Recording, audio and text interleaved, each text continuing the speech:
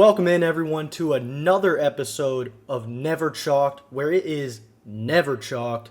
I'm PescaroDB. This is the greatest ever, and I'm joined by my boys Voltz and Klay. And today we got a lot to talk about as far as roster mania goes, some surprises as far as retirement, and a whole lot more regarding the CDL. So let's get right on into it.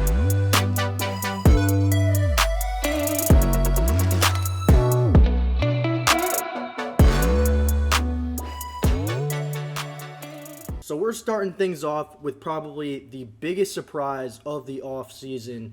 NYSL, the defending Call of Duty League champions, they won 3 out of the 6 events in the Modern Warfare 2 season. Everyone expected them as a guaranteed team to stick together going into next year.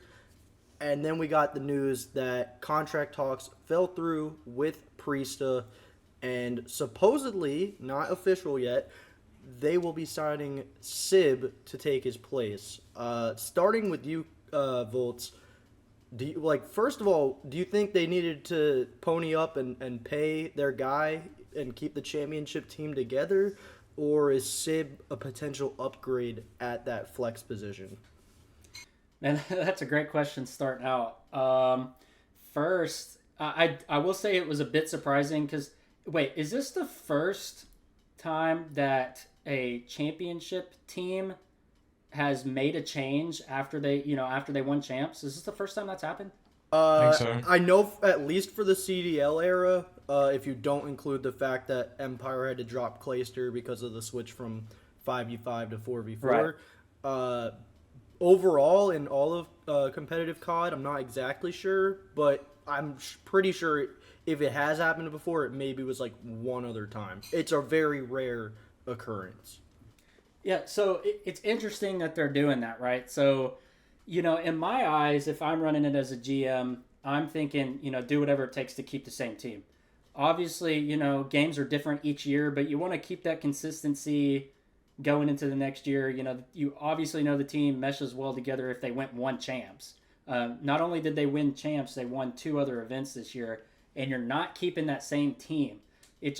That seems a little confusing to me. With that being said, maybe I would kind of consider Sib an upgrade.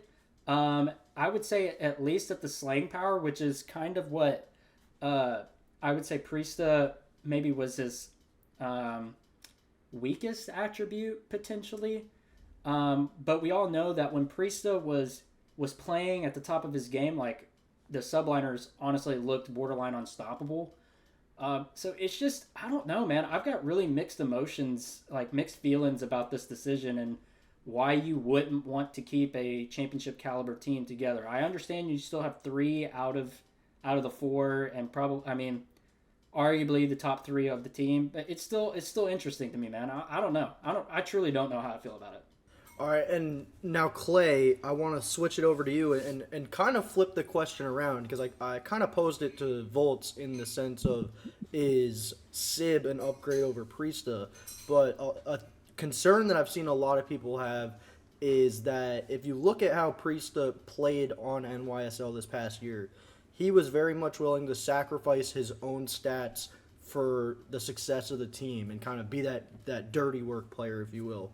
And a lot of people don't think that Sib would be willing to take on that kind of role, especially considering during his time with Seattle, he was simply just, go out and slay and keep up with Pred, and hopefully the team can have success. Do you worry for NYSL if they do, in fact, go with Sib over Priesta here, that they might not have a team that's willing to play to win, so to speak? Obviously they're always playing to win, but in the sense of doing the things that it takes to win and not always having the best stats. I'm really confused on that question, to be honest. So, Because do you need me to rephrase it? yeah, rephrase it a little bit. Basically, everyone felt that Priesta sacrificed his own stats so that the team could have success. He'd be on the hill. He would he would be the guy that other people were trading out to get kills in S&D, things like that.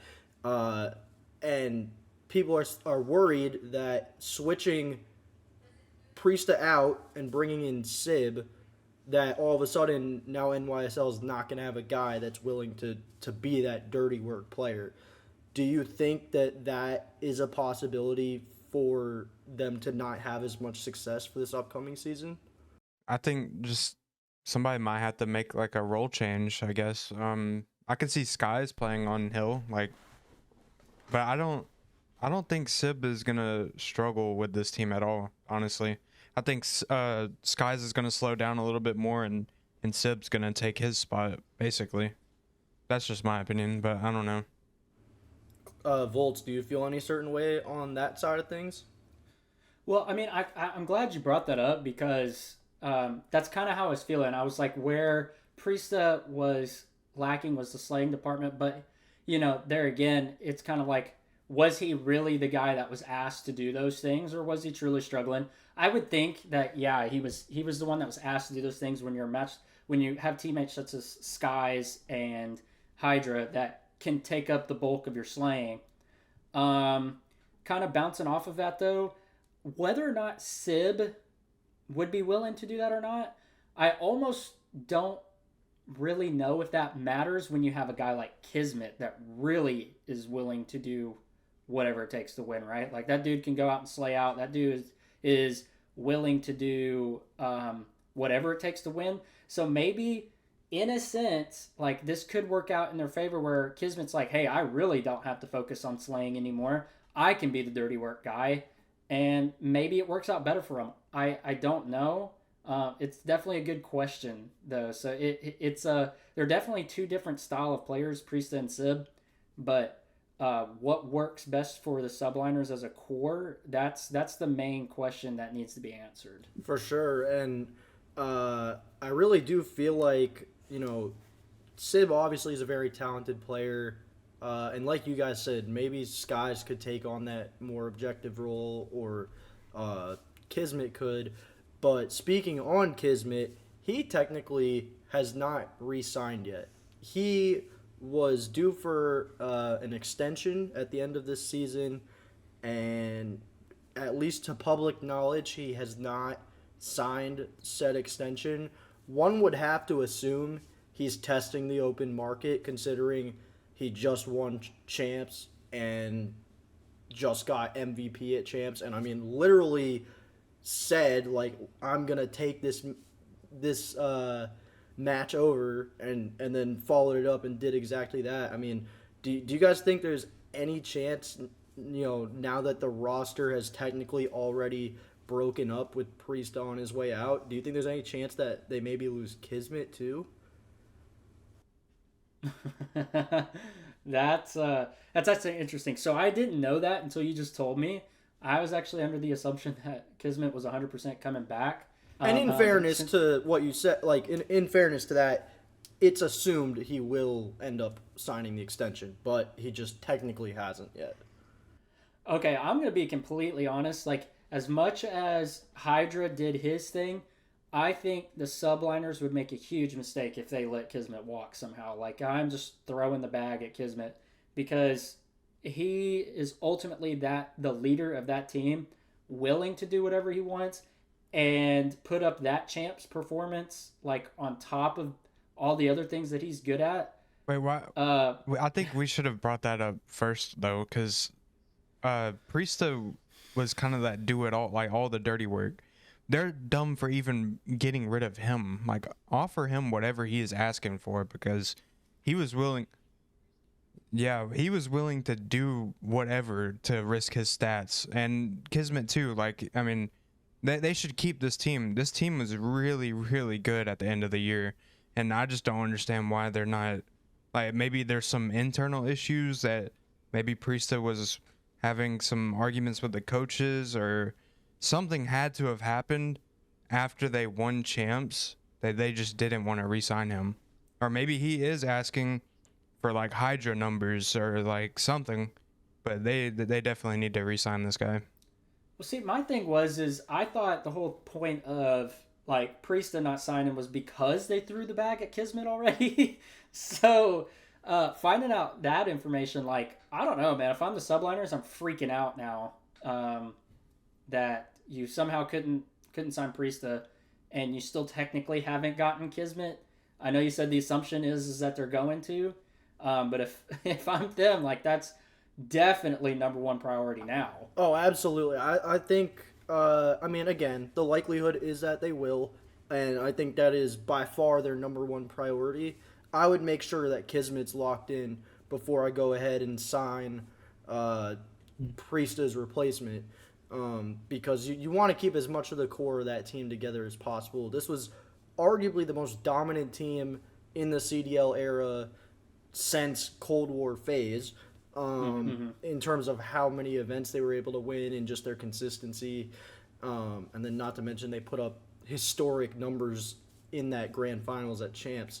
But, you know, this move also actually has an impact on OPTIC because Sib was looked at as one of their potential options after they found out that it's very likely that Draza, who initially was feeling or was saying he was gonna probably be signing with OPTIC, it ended up that he kind of pulled a switcheroo and decided to that he's gonna sign with FaZe. So first of all, I want to know, Klay, we'll start with you. What do you think of the idea of a player choosing FaZe over OPTIC? Do you think, I mean, both from the team perspective of the two teams he would have been on and the players that would have been on those teams, and also just for his personal brand and success beyond being a player, do you think this is a good move for Draza to pick FaZe instead of going with OPTIC? I think I'm gonna answer this question a little bit differently. I'm gonna start off by saying I wasn't a huge fan of Draza while he was on LAT. Like, I know he's a really good player, but there were specific reasons that I didn't really like him too much. And whenever I heard that he was potentially going to come to OPTIC, I was like, that is definitely a pack-a-punch from Ghosty. Like, as far as slaying goes, well, I don't know, because we never really got to see Ghosty slay too much. But, and then I heard that he was going to be going to FaZe, and I was like, oh, that's just going to make me hate FaZe even more because I already don't like them. But I think this is a really good move for him because all you got to do is put Cell on the main, and Draws is going to be like the perfect flex for them. They're going to be slaying pretty. Well, actually, I don't. They're not gonna lack in the slaying department, but like I don't know who would be playing like Hill at all on that team. Maybe Simp slows down a lot and just says fuck it, I'm gonna sit on the hill. I don't know, but that's just yeah. Because I mean, feel. Draza definitely bringing him in and moving on from Slasher, which I personally didn't think was a guaranteed decision. I mean, FaZe did perform very well this year. I want to say top 3 at every single event. I also do want to say their S&D is gonna skyrocket now because Draws is insane at S&D, and Simp's already good at S&D. Abeezy's good at S&D, and Cell, I mean, he does his thing no matter what mode it is. Yeah, I mean, the only blemish on his S&D record was what was it? That matchup against NYSL where he didn't see the one guy come through. But I mean, that's one moment in one match. I agree. I think if this is the roster that ends up being Atlanta FaZe next year, dropping Slasher and adding Draza, I would be beyond shocked if they're not the top S&D team the entire year. 100%. But Voltz, kind of bouncing this question over to you in a different way. It was well known that Draza had, I mean, first of all, he has plenty of haters just in the CDL community in general. A lot of people chanting F you Draza at events and stuff like that. They were even doing it right as LAT got eliminated from Champs. You had people chanting F you Draza, which I personally think was a little too much, but it is what it is. It's well known that he has had beef with people on Atlanta FaZe as well. I believe specifically with Abeezy. So how do you think that's getting handled behind the scenes And do you think that could potentially be an issue next season, like if things don't start off like we all expect them to? Well, first I'm going to start out by saying that is probably the weirdest decision I have ever seen from a player. It's like you do have said beef with these players. He also had beef with Simp at one point. I do remember that. I think it's both. Like honestly, it's probably both. And yeah, that's just so weird to me how somebody can have, I'm not gonna call it beef. Let's just call it, like, in sports terms, like it's a rivalry, right? Like this is borderline. That was your rivals, and now you're gonna go join them. I don't know, man. That just seems a little weak in my eyes. Instead of like trying to find a team, like, hey, we're trying to take down FaZe, you go and join them. Ah, man, I just If you can't beat them, join them. Feels a little Kevin Durant like, you know? Yeah, a little bit. Maybe a little bit of that. There's just, I don't know. It's like if you can't beat them, join them. I've never been that type of person, man. It's like I'm trying to figure out a way to beat you. And I mean, yeah, they borderline did while he was on LAT. I get it, but it's damn, dude. I mean, dude, come on. You go and join the guys that arguably, like, if anybody was to tell you a rivalry, that was definitely one of them. LAT and FaZe, that's a rivalry. Especially because of Draza with Simp and Abizi. And now you're going to go join that, guys. So anyways, sorry, I got a little sidetracked there. But as far as, like, team dynamic goes, I'm sure they'll work it out. Yeah, they're grown men. Honestly, like, I'm not going to call it friendly banter because, there's times it really didn't seem like it was that. But I do think they'll work it out, especially because I will say this, that they probably all share the same mentality of just wanting to win. I don't think Draws is the type of guy that focuses on his stats, and that's not the type of guy that would fit well over at FaZe anyways. FaZe is just that core three of Simp, Abizi, and Celium. That's plenty of slaying power on its own, but they're all guys that are pretty much willing to do whatever it takes to win. Maybe not so much Celium. I wouldn't put in that category if I had to pick one, but I don't know, man. I mean, I do think it's a pretty nasty team. It's going to be pretty scary, especially if they do work out the team dynamic and the issues that they were having. Yeah, and I mean, so not it's very easy to focus on like the obvious, like, oh my god, a player's choosing OPTIC over FaZe here, but another team that you got to take into consideration with this is he could have re-signed with his current team. He could have stayed with LAT, and looking at the Thieves right now, right, it's looking like they're gonna be in for a complete squad wipe. Envoy rumored to be signing with Toronto Ultra. You got Kenny, who's now, after the SIB to NYSL and Draza to FaZe, it's now rumored that Kenny is the top target for OPTIC. And then you've got Octane, who basically in the prime of his career, I mean, he just arguably was like the best AR in the game this past year. He was second team All-Star or whatever, and he decided to call it quits and retire. A lot of people thought he was going to be the top AR on the free agency market, and that he was going to be, people were going to, or that Atlanta FaZe were going to try to sign him, or that OPTIC might try to bring him back. And it turned out that he wanted to call it a career. What do you guys think about a player like that in the midst of their, what seems to be their peak, only a year removed from winning your first championship? Do you think he had more left in the tank? Do you think that he might even consider coming back at some point? Or do you think, like, this is it for him and that LAT, again, are just in for a total squad wipe, got to reset? Well, I want props and congrats to Octane. He had an amazing career, and like you said, arguably the top AR in the game.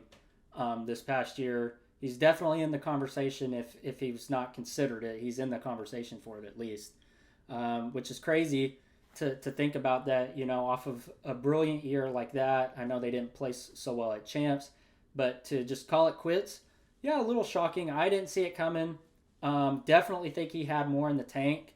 But you know what the beauty about someone like Octane and retiring is that he's going out on his own terms. He's saying like, you know what, I'm a champ now. We won an event this year as well. Yeah, we didn't play so well at champs, but he's like, you know what? To me, that was good. I've had a good career, and I do want to go out on a high note, being considered one of the top ARs in the game as soon as I left. I mean, to me, he just went out on his own terms at the end of the day, and there's beauty in that for sure. Yeah, no doubt.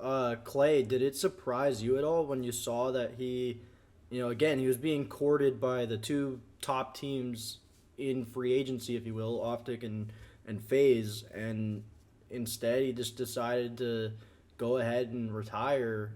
Obviously, there's a family component to it. He got engaged, and I believe they're moving to Virginia or something like that. So I mean, obviously that plays a role, but was this a shock to you? Did you think he was gonna end up retiring? It definitely was a shock to me because other than Dashy, he was probably my favorite, like, other AR in the game. He was arguably probably the best AR in the game. I'm just a little biased over Dashy. And like you said, I'm pretty sure he could have gotten on another team. Like nobody didn't want him, and I think he mentioned this, and I feel bad for it. But the reason why he really wanted to retire is because he missed out on a lot of things at home, and I'm guessing, like you said, it was a little bit of family stuff. Nothing too, like, we don't know personally what it was, but I'm guess some people could probably assume what had happened, and he couldn't really be there for it. So I'm kind of glad he's finally with his family and stuff, and being able to spend time with them and not just stay on COD all day and devote his life to it. Yeah, I mean, I think that's something that people take for granted when it comes to esports, and at least I only really know COD, but I'm sure it's like this for every other esport.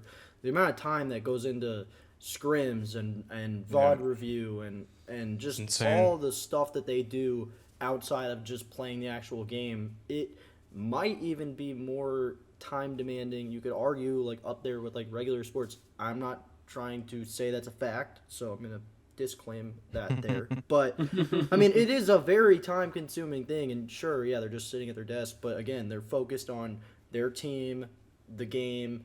They can't focus on the things outside of it. So I mean, And it's he understandable. he also did say, like, if you don't devote all of your time to COD during the season, like, you're just gonna fall behind, and nobody wants to do that. Exactly. And so, I mean, when you look at this season, right? So we had Octane retire at the end of it. We had Scump retire after Major 1, essentially. He played one match of Stage 2 qualifiers. And we had Methods retire following Boston Breach's exit at their home major, at Major 2. Which, when you compare MW2 to MW 2019, where we also saw a bunch of very, well-known legendary players, Enable, Karma, all call it quits on their career. Do you think that, there's something about this new style and way that Call of Duty is played? Because obviously the two games are very similar.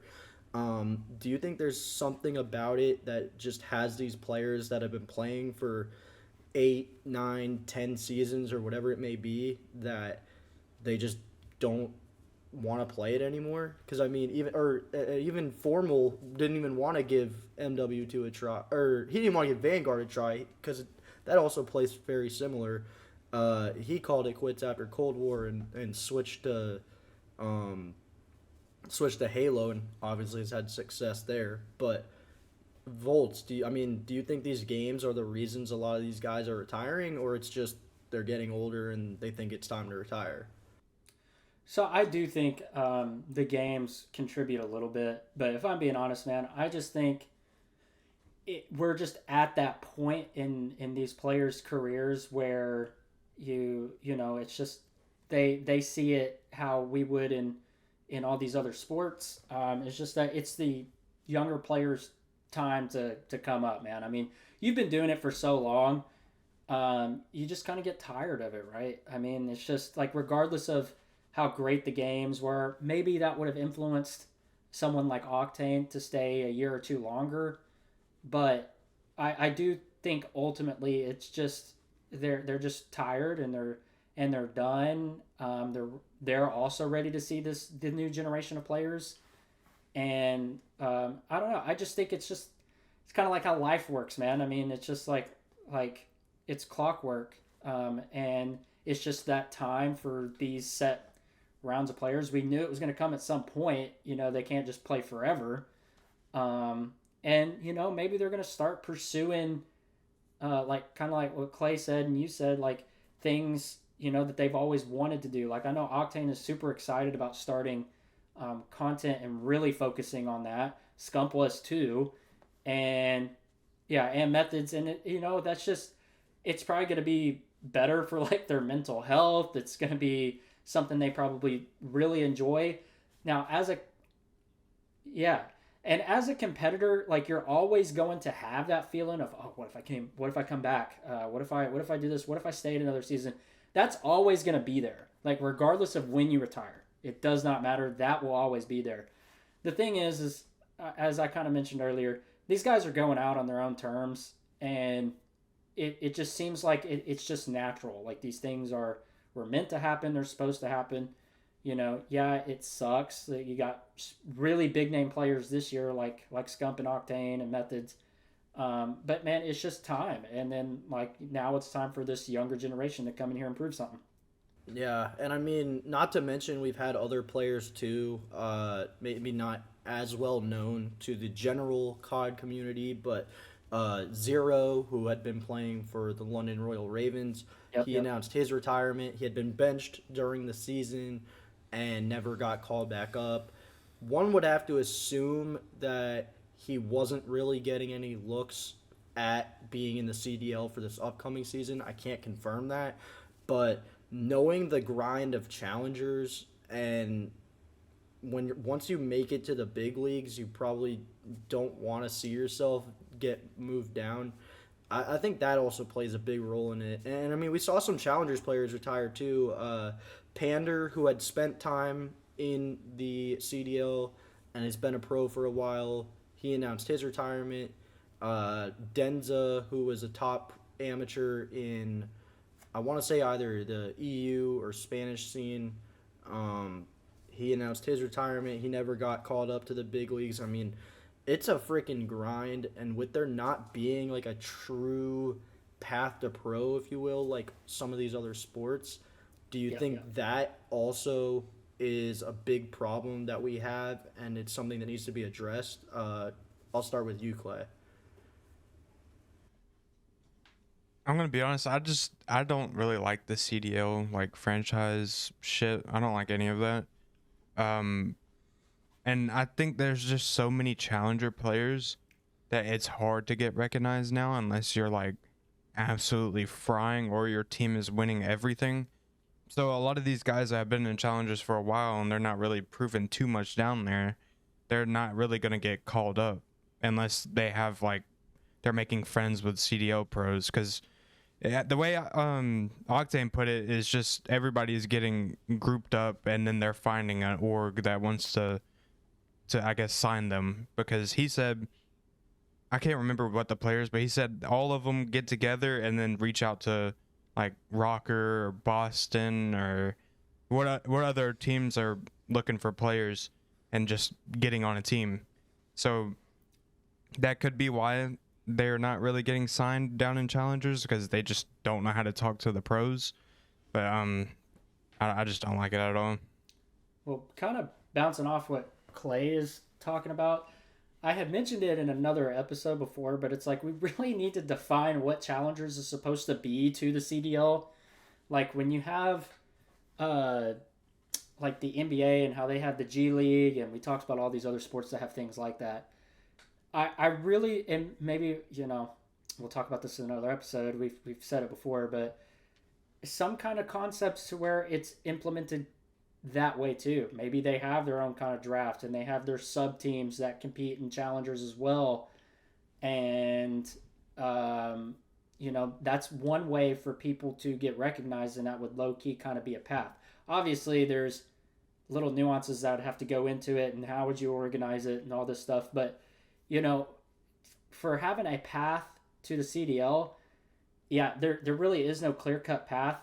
And I think challengers is a step in that direction, but there needs to be something established there that truly makes it an impact where you can get noticed, where, maybe you start having player scouts on these CDL teams and they're going to these challengers events and truly scouting them out and having some kind of like a recruiting system. I don't know. I'm just kind of coming up with some things on the fly here.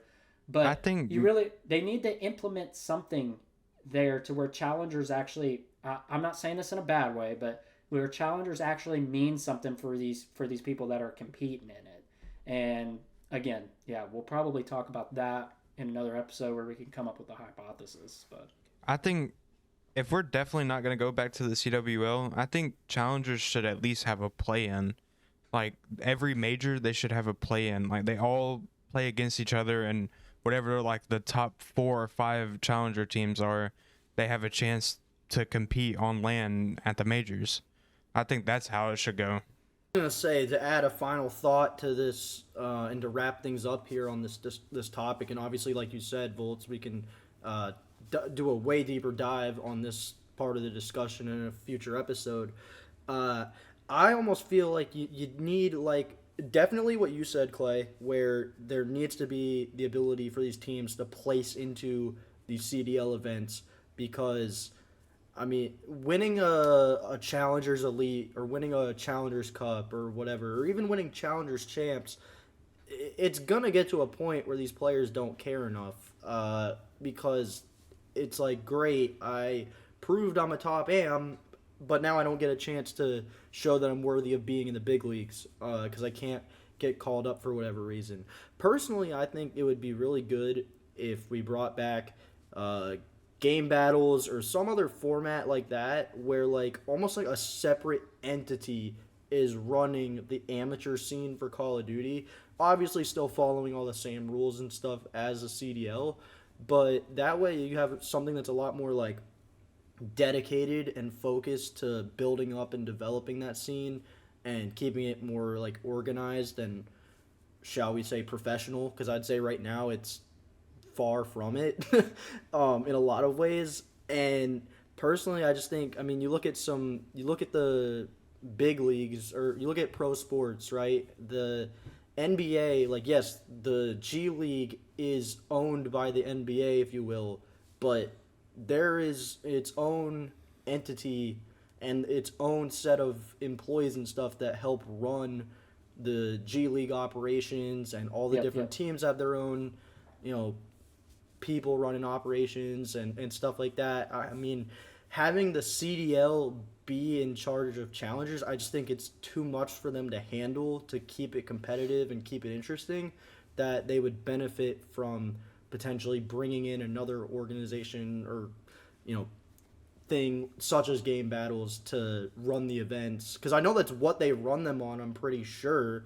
When they do the Challengers Cups, it's on game battles, but to have like MLG come back or something like that and be in charge of the Challenger circuit, I think would go a long way towards improving that scene. Does anyone have any final thoughts? I know that was mine, but I want to open the floor before we wrap it up. Nope. No, but I mean, I just agree with you there. I mean, just implementing some kind of format. They're run by separate, almost like separate entities, like these major sports. But they're still, not necessarily a clear-cut path in all these sports, but you have a general idea of what that is. And I do see the potential there, that the CDL can get to that point. I think pretty much all esports has that potential. It's just a matter of sitting down and figuring that out. So, yeah, maybe one of these days we will brainstorm together and come up with our own concept of what it potentially could look like, and we'll discuss it in a future episode. Yeah, I mean, we covered a lot today. Obviously, again, the biggest thing was the NYSL championship squad not sticking together, which is very unheard of. We touched base on Draza turning his back on OPTIC, if you will. I guess it was never official, but, deciding to go to their biggest rival in FaZe. And then again, just talking about the state of all these player retirements. Obviously, every single player, it's a different scenario, why they're retiring. But obviously, it was some great topics today. And we're definitely going to cover whatever happens next in Roster Mania in the next episode. Thank you so much, everyone, for tuning into this episode of Never Chalked. I'm PescaroDB. This is TGE, Voltz, and Klay. We hope you enjoyed the video. Be sure to drop a like, subscribe to the channel if you haven't already, as well as go down into the description to see all of the greatest ever's social links. We hope you enjoyed this one, and until next time, peace out.